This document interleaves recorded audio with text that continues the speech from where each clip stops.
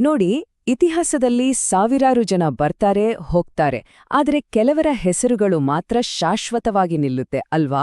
ಇವತ್ತು ನಾವು ಮಾತಾಡೋಕೆ ಹೊರಟಿರೋದು ಅಂತಹ ಒಬ್ಬ ಅಪ್ರತಿಮ ವೀರನ ಬಗ್ಗೆ. ಅವರೇ ಕ್ರಾಂತಿವೀರ ಸಂಗೊಳ್ಳಿ ರಾಯಣ್ಣ. ಬ್ರಿಟಿಷರ ವಿರುದ್ಧ ರಾಯಣ್ಣ ಹೋರಾಟ ಶುರು ಮಾಡೋಕ್ ಮುಂಚೆ ಕಿತ್ತೂರಿನಲ್ಲಿ ಅವರ್ಯಾರು, ಅವರ ಪಾತ್ರವೇನಿತ್ತು ಅದನ್ನ ಮೊದಲು ನೋಡೋಣ. ಸಂಗೊಳ್ಳಿ ಅನ್ನೋ ಒಂದು ಪುಟ್ಟ ಹಳ್ಳಿ. ಅಲ್ಲಿ 1798 ಆಗಸ್ಟ್ 15ನೇ ತಾರೀಕು ರಾಯಣ್ಣ ಹುಟ್ಟಿದ್ದು. ಚಿಕ್ಕ ವಯಸ್ಸಿಂದಲೇ ಅವರಲ್ಲಿ ಶೌರ್ಯ, ನಾಯಕತ್ವದ ಗುಣಗಳಿದ್ವು. ಹಾಗಾಗಿ ಅವರು ಕಿತ್ತೂರು ಸಂಸ್ಥಾನದ ಮಹಾದಂಡನಾಯಕರಾದ್ರು, ಅಂದ್ರೆ ಸೇನೆಯ ಸರ್ವೋಚ್ಚ ಕಮಾಂಡರ್. ಕಿತ್ತೂರು ರಾಣಿ ಚೆನ್ನಮ್ಮನ ಬಲಗೈ ಬಂಟ ಅಂತಾನೇ ಹೇಳ್ಬಹುದು. ಕಿತ್ತೂರಿನ ಇಡೀ ರಕ್ಷಣೆಯ ಜವಾಬ್ದಾರಿ ಅವರ ಹೆಗಲ ಮೇಲಿತ್ತು. ಆದ್ರೆ 1824ರಲ್ಲಿ ಬ್ರಿಟಿಷರು ಕಿತ್ತೂರಿನ ವಶಪಡಿಸಿಕೊಂಡ್ರು. ಅಲ್ಲಿಗೆ ಇತಿಹಾಸ ಒಂದು ದೊಡ್ಡ ತಿರುವು ಪಡೀತು. ಕಿತ್ತೂರು ಬ್ರಿಟಿಷರ ಕೈವಶ ಆಯ್ತು. ಎಲ್ಲರೂ ಅಂದ್ಕೊಂಡ್ರು ಕಥೆ ಮುಗೀತು ಅಂತ. ಆದ್ರೆ ರಾಯಣ್ಣನ ಪಾಲಿಗೆ ಅದು ಅಂತ್ಯವಾಗಿರ್ಲಿಲ್ಲ. ಬದಲಿಗೆ ಒಂದು ಹೊಸ ಹೋರಾಟದ, ಒಂದು ನಿಜವಾದ ಕ್ರಾಂತಿಯ ಆರಂಭವಾಗಿತ್ತದು. ಬ್ರಿಟಿಷರಿಗೆ ತಲೆಬಾಗೋ ಬದಲು ತಾಯ್ನಾಡಿನ ಸ್ವಾತಂತ್ರ್ಯಕ್ಕಾಗಿ ಪ್ರಾಣ ಕೊಡೋಕೆ ಅವರು ಸಿದ್ಧರಾದ್ರು. ರಾಯಣ್ಣನ ಪ್ಲಾನ್ ಬೇರೆಯಿತ್ತು. ದೊಡ್ಡ ಸೈನ್ಯ ಜೊತೆ ನೇರವಾಗಿ ಯುದ್ಧ ಮಾಡೋದಲ್ಲ. ಅವರು ಬಳಸಿದ್ದು ಗೆರಿಲ್ಲಾ ಯುದ್ಧ ತಂತ್ರ. ಅಂದ್ರೆ ಏನಿದು?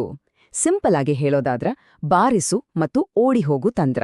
ಸಣ್ಣ ಸಣ್ಣ ಗುಂಪುಗಳನ್ನ ಕಟ್ಟೋದು, ಬ್ರಿಟಿಷರು ನಿರೀಕ್ಷೆ ಮಾಡದೇ ಇರೋ ಕಡೆ ಹೊಂಚು ಹಾಕಿ ಮಿಂಚಿನ ವೇಗದಲ್ಲಿ ಅಟ್ಯಾಕ್ ಮಾಡಿ ಮಾಯವಾಗೋದು. ಈ ತಂತ್ರದಿಂದ ಬ್ರಿಟಿಷರ ದೊಡ್ಡ ಸೈನ್ಯಕ್ಕೆ ಏನ್ ಮಾಡೋದು ಅಂತಾನೆ ಗೊತ್ತಾಗ್ತಿರ್ಲಿಲ್ಲ. ಅಕ್ಷರಶಃ ರಾಯಣ್ಣ ಬ್ರಿಟಿಷರಿಗೆ ಒಂದು ದುಸ್ವಪ್ನವಾಗಿ ಕಾಡೋಕೆ ಶುರು ಮಾಡಿದ್ರು. ಹಾಗಿದ್ರೆ ಅವರ ಕಾರ್ಯತಂತ್ರ ಹೇಗಿತ್ತು? ತುಂಬಾ ಕ್ಲಿಯರ್ ಆಗಿತ್ತು. ಸ್ಟೆಪ್ 1, ದೇಶಭಕ್ತ ಯುವಕರನ್ನೇ ಸೇರಿಸಿ ಒಂದು ಸೈನ್ಯವನ್ನ ಕಟ್ಟಿದ್ರು. ಸ್ಟೆಪ್ 2, ಬ್ರಿಟಿಷರಿಗೆ ಸಹಾಯ ಮಾಡ್ತಿದ್ದ ಜಮೀನ್ದಾರರು, ಶ್ರೀಮಂತರ ಖಜಾನೆಗಳನ್ನ ಲೂಟಿ ಮಾಡೋದು. ಸ್ಟೆಪ್ 3, ಸರ್ಕಾರದ ಆಡಳಿತವನ್ನೇ ಕುಸಿಯೋ ಹಾಗೆ ಮಾಡೋಕೆ ಅವರ ಕಚೇರಿಗಳಿಗೆ ಬೆಂಕಿ ಹಚ್ಚೋದು. ಆದ್ರೆ ಎಲ್ಲಕ್ಕಿಂತ ಮುಖ್ಯವಾದದ್ದು ಸ್ಟೆಪ್ 4. ಲೂಟಿ ಮಾಡಿದ ಹಣವನ್ನ ತಮ್ಮ ಹತ್ತಿರ ಇಟ್ಕೊಳ್ಳಿಲ್ಲ, ಬದಲಿಗೆ ಅದನ್ನ ಬಡವರಿಗೆ ಹಂಚ್ಬಿಟ್ರು. ಇದರಿಂದ ಏನಾಯ್ತು? ಅವರು ಜನಸಾಮಾನ್ಯರ ಹೀರೋ ಆದ್ರು. ಇದು ಬರೀ ಬಂಡಾಯ ಆಗಿ ಉಳಿಲಿಲ್ಲ, ಇದೊಂದು ಸಾಮಾಜಿಕ ಕ್ರಾಂತಿಯಾಗಿ ಬದಲಾಯಿತು. ರಾಯಣ್ಣನ ಹೆಸರು ನಾಡಿನ ಮೂಲೆ ಮೂಲೆಗೂ ಹಬ್ಬಿತ್ತು. ಸಹಜವಾಗಿಯೇ ಬ್ರಿಟಿಷರಿಗೆ ನಿದ್ದೆನೆ ಬರದ ಹಾಗಾಯಿತು. ಅವರಿಗೊಂದು ವಿಷಯ ಸ್ಪಷ್ಟವಾಗಿ ಗೊತ್ತಾಯಿತು: ಈ ಸಿಂಹವನ್ನ ಯುದ್ಧಭೂಮಿಯಲ್ಲಿ ಸೋಲಿಸೋದು ಅಸಾಧ್ಯ ಅಂತ. ಆಗ ಅವರೇನ್ ಮಾಡ್ತಾರೆ? ಕುತಂತ್ರದ ದಾರಿ ಹಿಡಿದ್ರು. ಅಯ್ಯೋ, ಇಲ್ಲಿಂದ ಈ ವೀರನ ಕಥೆ ಒಂದು ದುರಂತದ ಕಡೆಗೆ ಸಾಗುತ್ತೆ. ಒಂದು ವಿಷಯವನ್ನ ನಾವೆಲ್ಲರೂ ಇಲ್ಲಿ ಸ್ಪಷ್ಟವಾಗಿ ಅರ್ಥ ಮಾಡ್ಕೋಬೇಕು. ಬ್ರಿಟಿಷರು ರಾಯಣ್ಣನನ್ನ ನೇರ ಯುದ್ಧದಲ್ಲಿ ಯಾವತ್ತೂ ಸೋಲಿಸಲೇ ಇಲ್ಲ. ಅವರ ಶೌರ್ಯದ ಮುಂದೆ, ಅವರ ತಂತ್ರಗಳ ಮುಂದೆ ಬ್ರಿಟಿಷ್ ಸೈನ್ಯ ಏನೂ ಮಾಡೋಕ್ಕಾಗ್ಲಿಲ್ಲ. ಅದಕ್ಕೆ ಬಲದಿಂದಾಗದ ಕೆಲ್ಸವನ್ನ ಅವರು ಮೋಸದಿಂದ ಮಾಡಿದ್ರು. ದ್ರೋಹ. ಕೇವಲ ದ್ರೋಹದಿಂದ ಮಾತ್ರ ಆ ಕಿತ್ತೂರಿನ ಸಿಂಹವನ್ನ ಬಂಧಿಸೋಕೆ ಅವರಿಂದ ಸಾಧ್ಯವಾಯಿತು. ಆ ಕರಾಳ ದಿನ ಜನವರಿ 26, 1831. ಬೆಳಗಾವಿ ಹತ್ತಿರದ ನಂದಗಡ ಅನ್ನೋ ಜಾಗ. ಅಲ್ಲಿನ ಒಂದು ಆಳದ ಮರಕ್ಕೆ ಬ್ರಿಟಿಷರು ಆ ಮಹಾನ್ ವೀರನನ್ನ ಗಲ್ಲಿಗೇರಿಸಿದ್ರು. ಅಂದು ರಾಯಣ್ಣನ ದೇಹ ಮಾತ್ರ ಮಣ್ಣು ಸೇರಿತು.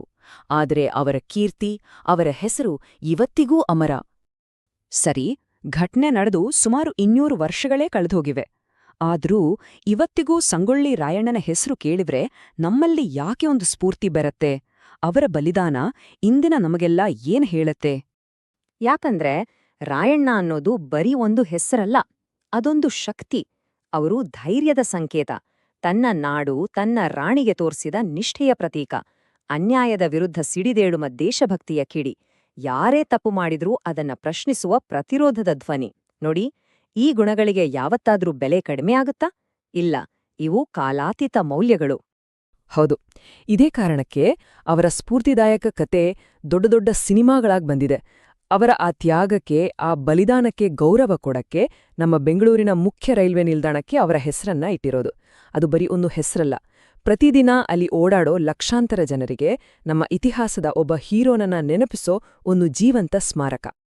ಹೋಗ್ಲಿಕ್ಕೂ ಮುಂಚೆ ಒಂದು ಕೊನೆಯ ಪ್ರಶ್ನೆ. ಯೋಚನೆ ಮಾಡಿ, ಒಬ್ಬ ವ್ಯಕ್ತಿಯನ್ನ ಇತಿಹಾಸದಲ್ಲಿ ಅಮರರನ್ನಾಗಿ ಮಾಡೋದು ಯಾವುದೋ? ಅವರು ಗೆದ್ದ ಯುದ್ಧಗಳ ಸಂಖ್ಯೆನಾ? ಅಥವಾ ಅವರು ನಂಬಿದ ಮೌಲ್ಯಗಳಿಗಾಗಿ, ತಮ್ಮ ನಾಡಿಗಾಗಿ ಪ್ರಾಣವನ್ನೇ ತ್ಯಾಗ ಮಾಡೋ ಮನಸ್ಸ? ಸಂಗೊಳ್ಳಿ ರಾಯಣ್ಣನ ಜೀವನ ನಮಗೆ ಯಾವ ಉತ್ತರವನ್ನ ಕೊಡುತ್ತೆ?